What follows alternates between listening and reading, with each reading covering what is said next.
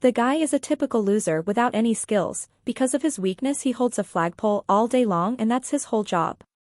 Toward the end of the day he gets very hungry, when suddenly he notices a group of adventurers passing nearby. One of them has already reached the 6th level, and all thanks to the fact that a couple hours ago the merchant and his wagon were attacked by a group of goblins. Just nearby was the same group of adventurers and they happily defeated all the goblins. After that they came to the castle and decided how they would divide the spoils. Hearing all this, the guy could only envy. He has only one skill, gluttony. All his skills are at the lowest level, so he will never be able to become an adventurer and he should be thankful that he has at least some work. Later that day, another group is trying to get the best weapons before the holy knights, from whom all adventurers hide. Come here. A tangerine falls into their path and the merchant hurries to apologize and remove it, but the knight kicks the inhabitant and he flies off to the side. Then they begin to mock him and are going to cut off his head, but the leader orders the soldiers to stop and they continue walking. All this time the guy was standing in his place. Luckily his shift is almost over and he can eat something. Those knights come up to him and their leader throws some coins to the guy as payment and asks him to pick them up. While he was following orders, one of the knights steps on his hand and starts insulting and abusing him. Some voice from afar orders the soldiers to stop. It is the famous Lady Roxy. She condemns the holy knights that they mock the common people. The knights don't like her presence. They leave after a while. Roxy comes up to the guy and asks if he's all right. She gets him cleaned up, for which he thanks her. Roxy replies that it is the duty of a holy knight to protect and help the weak. The guy's shift is over and he gives the flagpole to Roxy and leaves. Late at night, he sits in the tavern and ponders Roxy's words and how the head of the knights looked at her, plotting revenge for the insult to their honor. The tavern owner comes up to the guy and asks him how he got the scratches. He knows who they are from. He tells the guy that if this keeps up he will end up just like the man before him.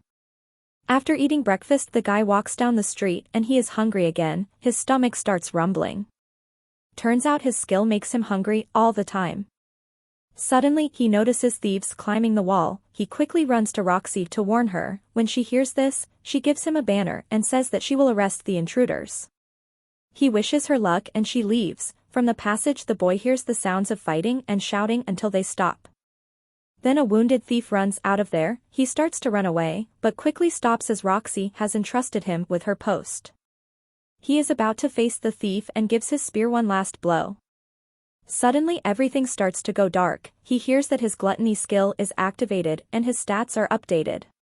When he checks his skills and sees that they are all over 100, he also gained 2 new skills. He still doesn't realize what happened and drops the pole.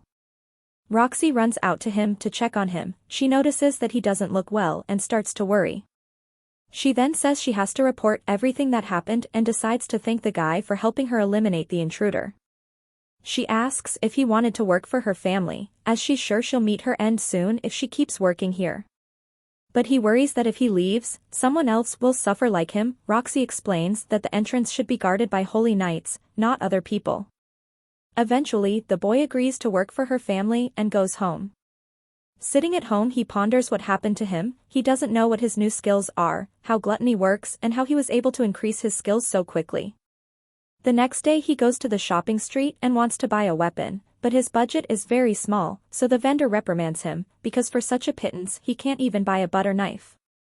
Then the vendor allows the guy to choose a weapon from some old swords that are standing aside. Here the guy uses one of his new skills and checks each blade for suitability. All the swords are in very bad condition. The last sword is also very dirty and fragile. Suddenly the sword tells the guy this is another of his new skills. The sword's name is Greed, and if the guy buys it, he will become much stronger. The sword immediately realized that the guy has the gluttony skill, as they have a lot in common. The guy buys the sword and heads to the clearing where he meets his first monsters. The guy starts to panic, but quickly changes and quickly copes with all the goblins. His gluttony skill is activated again and he becomes even stronger. The guy also notices that he hasn't felt hungry all day. The guy can't understand anything and asks the sword what he knows about it.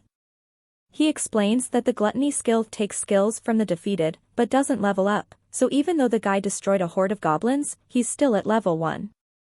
The guy notices a group of adventurers heading in his direction, so he quickly collects the goblin ears at the sword's command and goes back. The guy gets more coins for the ears than he has in all his years of work, and he's about to buy some meat for dinner. Suddenly he crashes into a guy that comes out from behind an alley, with him a little girl who begs the guy for help. The hero follows them to a warehouse where he finds the girl chained to the wall. The villain says she will make a great toy. The sword stops the hero from interfering with the villain as the latter is stronger than the guy and tells him to turn away, but the hero is not going to back down and intends to free the girl.